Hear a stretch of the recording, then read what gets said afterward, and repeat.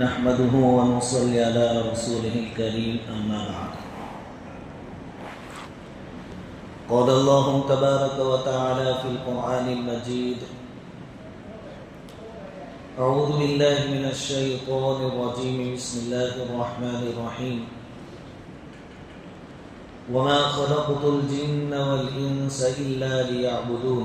صدق الله العظيم. بزرگوں اور پیارے بھائیوں، اللہ تبارک و تعالیٰ کا بڑا کرم اور احسان ہے کہ ہم سب کو ایمان کی دولت سے نوازا ہے۔ بارگاہ خداوندی میں ہماری دعا ہے کہ اللہ تعالیٰ جب تک ہمیں زندہ رکھیں، ایمان، عقائد اور اعمال کی سلامتی کے ساتھ زندہ رکھیں، اور جس وقت ہماری موت کا فیصلہ فرمائیں، ایمان، عقائد کی سلامتی والی اور اپنی رضامندی والی موت نصیب فرمائیں۔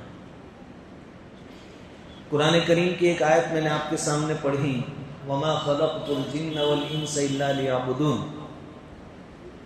اس آیت کریمہ میں اللہ تعالیٰ نے ہم کو یعنی انسانوں کو دنیا میں کیوں پیدا کیا اس کا مقصد بیان فرمایا ہے۔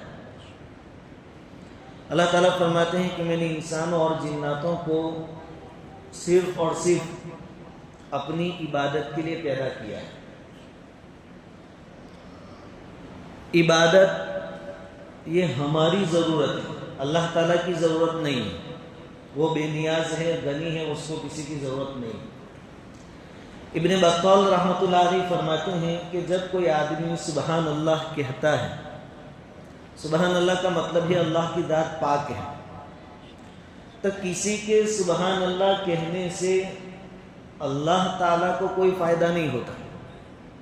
ایسا نہیں ہے کہ کسی نے سبحان اللہ کہا تو اللہ کی ذات پاک ہوئی، وہ پہلے سے پاک ہے، لیکن سبحان اللہ کہنے والی کی ذات کو اللہ تعالیٰ پاک کر دیتے ہیں۔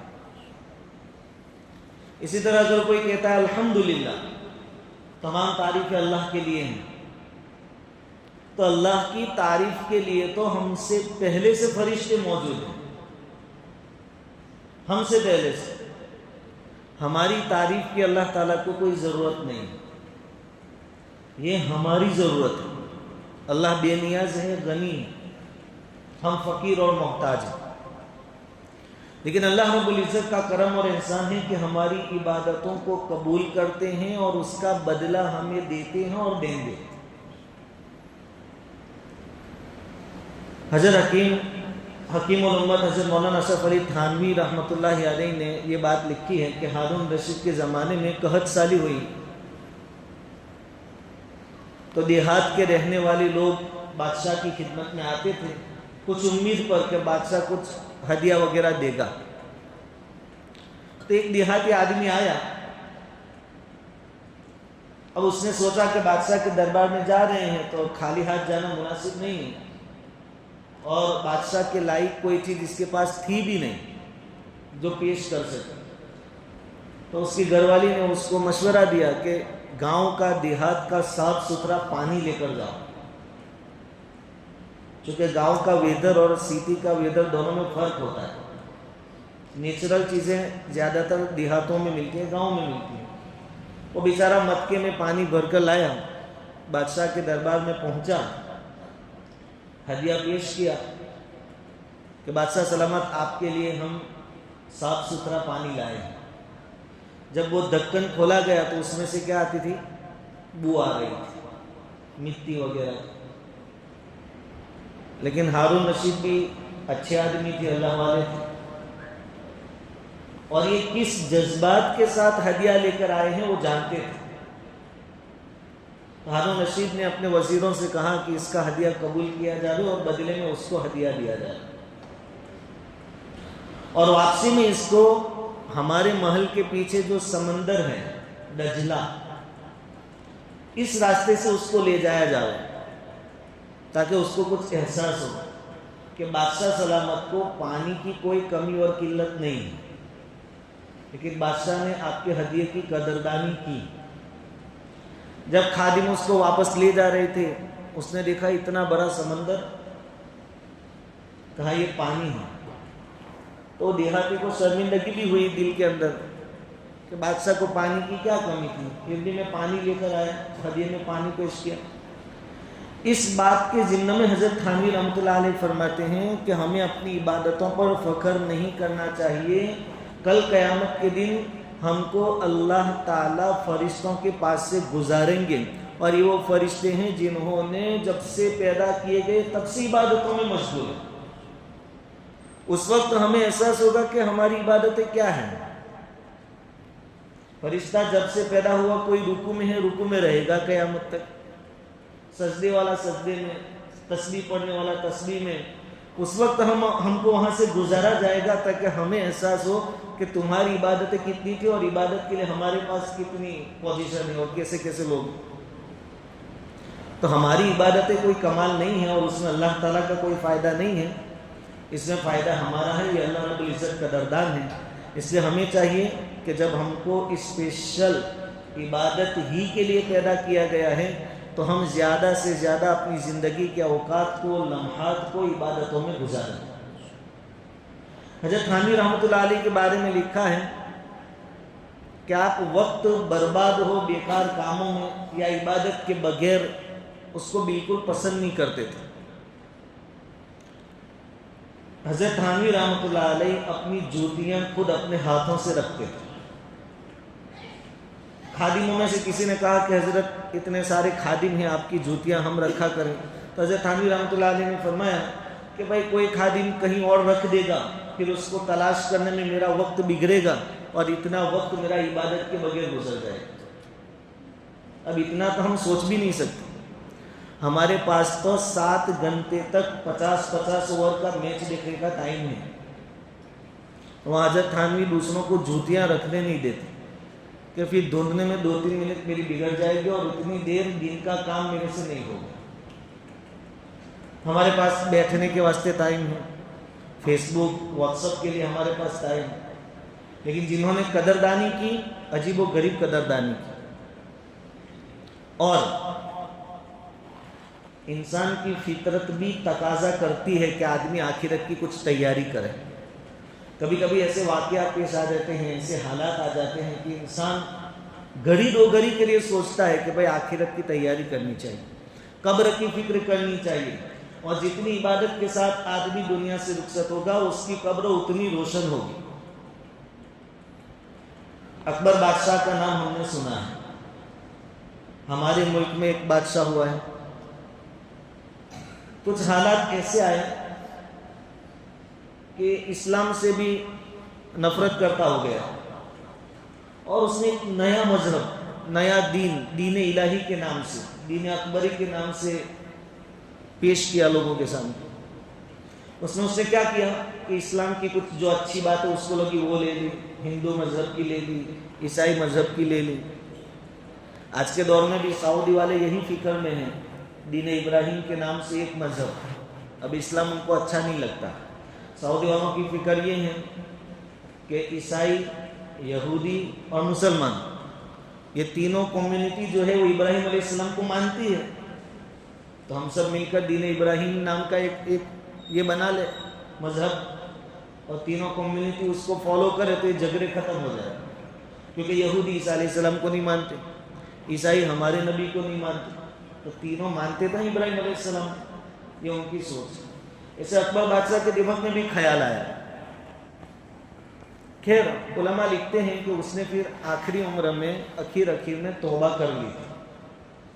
اللہ تعالیٰ نے اس کی ہدایت کا انتظام یہ فرمایا تھا. مجدد الفسانی رحمۃ اللہ علیہ کو اللہ تعالیٰ نے پیدا فرمایا. حضرت کی محنت ہوئی، دعائیں لگی، اس نے توبہ کر لی. ایک مرتبہ رات کو وہ سویا ہوا تھا اکبر بادشاہ اپنے محل میں. تو آدھی رات کو چراغ بجھ گیا. لائٹیں نہیں ہوگی، چراغ بجھ گیا. جیسے ہی چراغ بجھا پورے محل میں اندھیرا چھا گیا. اس اندھیرے کو دیکھ کر اس کو اپنی قبر یاد آ گئی. اکبر بادشاہ کبھی کبھی ایسے واقعات آدمی کو دعوت دیتے ہیں سوچنے کی. اندھیرے میں اس کو یاد آ گیا کہ جب محل میں اتنا اندھیرا ہے اور کچھ سمجھ میں نہیں آتا کیا کرنا ہے، تو قبر میں اگر اندھیرا رہا تو میں کیا کروں گا. ٹینشن آ گیا اس نے صبح میں سب درباریوں کو جمع کیا اور کہا کہ رات کو ایسا واقعہ پیش آیا، اندھیرا ہو گیا، اب مجھے فکر ہے قبر میں اندھیرا ہوگا تو میرا کیا ہوگا۔ درباریوں نے سمجھایا کہ بادشاہ سلامت، آپ تو بہت نیک آدمی ہیں، آپ تو بڑے ہیں، آپ نے اتنے اچھے اچھے کام کیے ہیں، آپ کی قبر میں کوئی پرابلم نہیں آئے گا۔ تسلی دے رہے تھے، لیکن اس کو تسلی نہیں ہو رہی تھی اکبر بادشاہ۔ تو ہم جانتے ہیں کہ اس کے درباریوں میں ایک بربل تھا، وہ مسلمان نہیں تھا، غیر مسلم تھا، لیکن ہوشیار بہت تھا۔ اس کو پتا چلا کہ بادشاہ سلامت ایسی پریشانی میں مبتلا ہے اور لوگ تسلی دے رہے ہیں لیکن تسلی ہو نہیں رہی ہے، اطمینان ہو نہیں رہا ہے۔ تو بربل آیا بادشاہ کے پاس، کہا حضرت کیا ہے؟ کہا کہ اس طرح ہوا، رات کو چراغ بجھ گیا، اندھیرا ہو گیا، مجھے میری قبر کی فکر ہے کہ وہاں روشنی کیسے ہوگی، میرا کیا ہوگا وہاں۔ تو بربل ہوشیار آدمی تھا، اس نے کیا کہا کہ دیکھو آپ کے جو نبی ہیں محمد صلی اللہ علیہ وسلم، وہ دنیا میں کتنے سال رہے تھے اپنے زمانے میں؟ تو کہا 63 سال۔ بربل نے کہا کہ 63 سالوں میں آپ کے نبی صلی اللہ علیہ وسلم کی روشنی سے پوری دنیا میں روشنی ہو گئی، پوری دنیا روشن ہو گئی، اور آپ کے نبی کی اس دنیا سے چلے جانے کو 1400 سال ہو گئے، تو ابھی آج تک دنیا میں اسلام کی روشنی باقی ہے، لوگ ہدایت پا رہے ہیں۔ تو 63 سال کی روشنی ابھی تک بچی ہے۔ اب آپ کے نبی زمین کے نیچے ہیں، یقین جانو زمین کے نیچے بھی سب اجالا ہو گیا، آپ اپنی قبر کے اندھیرے کی فکر چھوڑ دیجئے۔ اس جواب سے اس کو تسلی ملی کہ ہمارے نبی زمین کے نیچے ہیں اور آپ کی برکت سے کیا ہو گئی ہے؟ روشنی ہو گئی ہے، اب مجھے قبر میں اندھیرے کا مسئلہ نہیں رہے گا۔ تو جس کے پاس جتنی عبادتیں ہوگی، جتنی آخرت کی تیاری ہوگی، اللہ اور اس کے رسول صلی اللہ علیہ وسلم سے اس کا جتنا تعلق مضبوط ہوگا، اتنی اس کی قبر روشن ہوگی، اس کی آخرت اتنی روشن ہوگی۔ ورنہ مجدد الفسانی رحمۃ اللہ علیہ کا ایک ملفوظ یہ بھی ہے کہ اگر کوئی مسلمان اللہ رب العزت کے رحم و کرم سے جنت میں چلا گیا، اور معلوم ہے کہ جنت میں بہت ساری نعمتیں ہیں، لیکن سب سے بڑی نعمت کیا ہوگی؟ اللہ رب العزت کا دیدار۔ جنتی اللہ تعالیٰ کو دیکھیں گے، دیدار کریں گے، زیارت کریں گے۔ مجدد الفسانی رحمۃ اللہ علیہ کے ملفوظ میں یہ بات لکھی ہے کہ اگر کسی آدمی کی عبادتیں اچھی نہیں تھی، خاص کر کے نماز اچھی نہیں تھی، تو اس کو زیارت تو نصیب ہوگی، لیکن اللہ اور بندے کے درمیان حجاب ہوگا، پردہ ہوگا جنت میں بھی۔ اور جس کی نمازیں 100% اچھی تھی، اس کے اور اس کے رب کے بیچ میں کوئی حجاب اور پردہ نہیں ہوگا، یہاں بھی اتنا فرق رہے گا، جنت میں بھی۔ تو یہ بھی تو ایک افسوس کا مقام ہے کہ اللہ رب العزت کا دیدار ہو لیکن بیچ میں حجاب ہو، پردے ہو۔ اس لیے جیسے ہم دنیاوی چیزوں میں کوالٹی چاہتے ہیں کہ بھائی چیز اچھی سے اچھی ہونی چاہیے، کپڑے اچھے ہونے چاہیے، گھڑی اچھی ہونی چاہیے، موبائل اچھا ہونا چاہیے، چپل اچھی ہونی چاہیے، کھانا اچھا ہونا چاہیے، اسی طرح عبادتیں بھی اچھی ہونی چاہیے، اس کی بھی ہمیں فکر کرنی چاہیے۔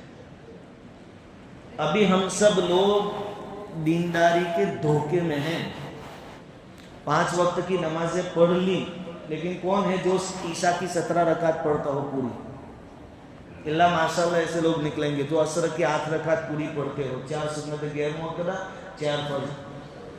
ابھی آج جمعہ ہے، ابھی کتنا مجمع ہے، اور 1 کو کتنا مجمع ہوگا وہ دیکھو۔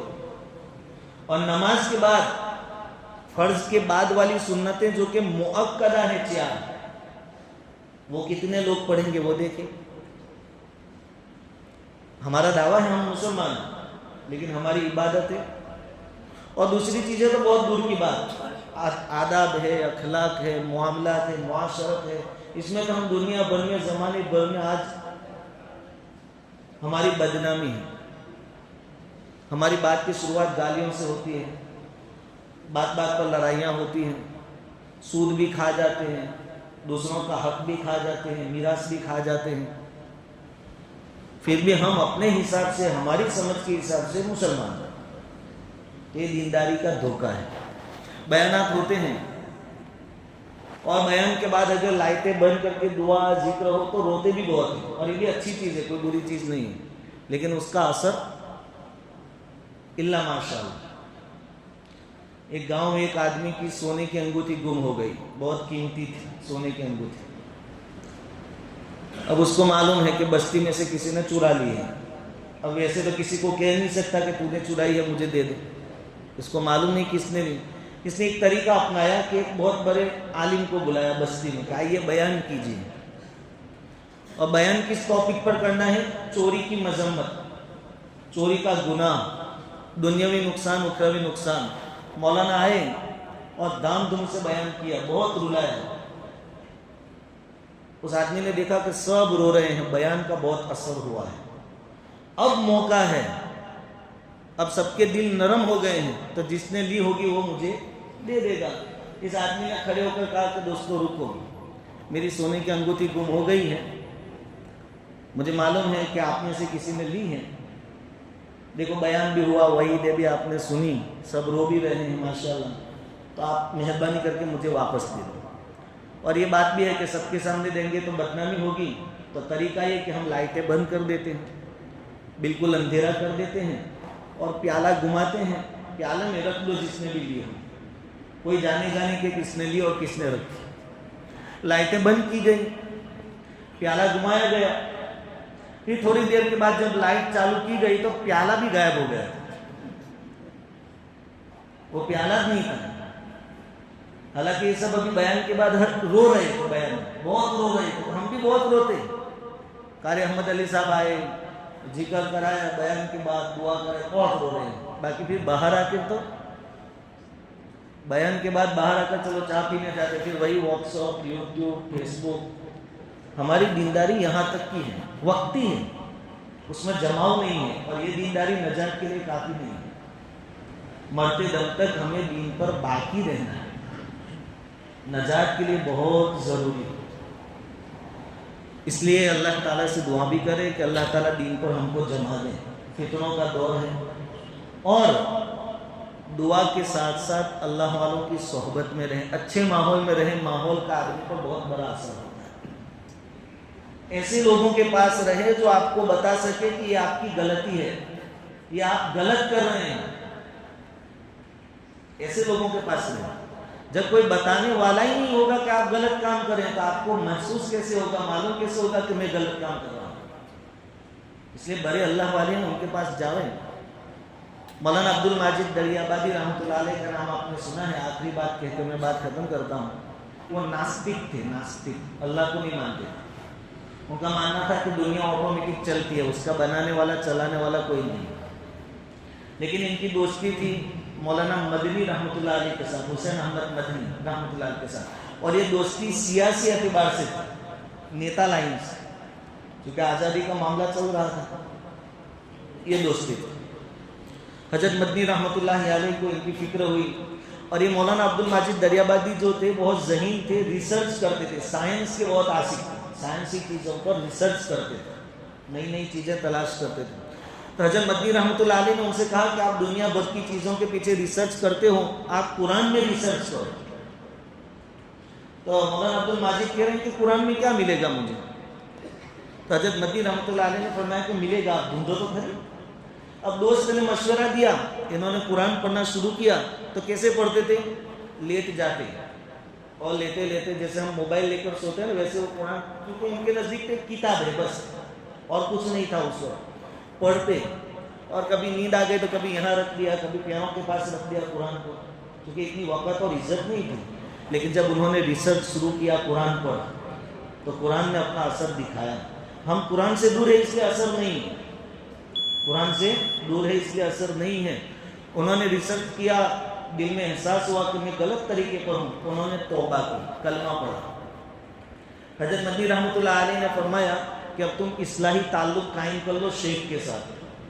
اب حضرت مدنی بھی تو بہت بڑے شیخ تھے، وہ بھی تو اصلاح کر سکتے تھے، لیکن انہوں نے سوچا کہ ہماری تو دوستی ہے اور دوستی میں وہ اصلاح نہیں ہوگی. شیخ کے ساتھ اس لیے کہا جاتا ہے کہ بے تکلفی اچھی نہیں ہے، بے تکلفی اچھی نہیں ہے. تو حضرت مدنی رحمۃ اللہ علیہ نے ریکویسٹ کی کہ ہم تھانہ بھون جاتے ہیں حضرت تھانوی کے پاس. ان کو سمجھا کر لے گئے. حضرت تھانوی رحمۃ اللہ علیہ نے پوچھا یہاں کیوں آئے؟ کہا کہ آپ سے بیعت کروانے کے لیے۔ کہا کہ آپ کر لو۔ کہا کہ نہیں، میری تو دوستی ہے سیاسی اعتبار سے، مجھ سے اصلاح نہیں ہوگی۔ اب اس زمانے کے پیر بزرگ بھی کتنے اعلیٰ مقام کو اور اخلاص والے تھے۔ حضرت تھانوی نے فرمایا کہ نہیں، بیعت تم کر لو، اصلاحی تعلق مجھ سے رکھیں گے، وظیفے وغیرہ میں دوں گا، کوئی مسئلہ ہوگا میں سنوں گا، اس کو سولو کروں گا، حل کروں گا، لیکن بیعت آپ کرو۔ آج کے دور میں شیخ اور علماء بھی یہ چاہتے ہیں کہ میری ٹیم، میری جماعت زیادہ ہو۔ حضرت تھانوی کہتے ہیں کہ نہیں، بیعت آپ سے ہوں گے، اصلاحی تعلق میرے ساتھ ہے۔ حضرت مولانا عبد الماجد دریابادی فرماتے ہیں کہ اگر تھانوی رحمۃ اللہ علیہ کے ساتھ میرا یہ اصلاحی تعلق نہ ہوتا تو میں اللہ کے دربار میں کفر لے کر جاتا، کفر لے کر، لیکن میں بچ گیا۔ اس لیے ہمیں بھی اللہ والوں کے ساتھ۔ ایک مرتبہ مولانا عبد الماجد دریابادی رحمۃ اللہ علیہ نے حضرت تھانوی سے کہا کہ حضرت آپ کو کوئی برا بلا کہتا ہے تو مجھے بہت غصہ آتا ہے، بہت غصہ آتا ہے۔ اب کوئی معمولی شیخ ہوتا تو وہ تو خوش ہو جاتا کہ دیکھو میرا مرید ایسا ہے کہ میری برائی پسند نہیں کرتا، برداشت نہیں کر سکتا۔ حضرت تھانوی نے جب یہ سنا کہ مجھے کوئی برا کہتا ہے تو ان کو غصہ آتا ہے، تو حضرت تھانوی نے کہا کہ عبد الماجد تمہارے اندر تکبر ہے۔ ایسے شیخ آج کل بہت کم ملتے ہیں، ہے دنیا میں لیکن کم ملتے ہیں۔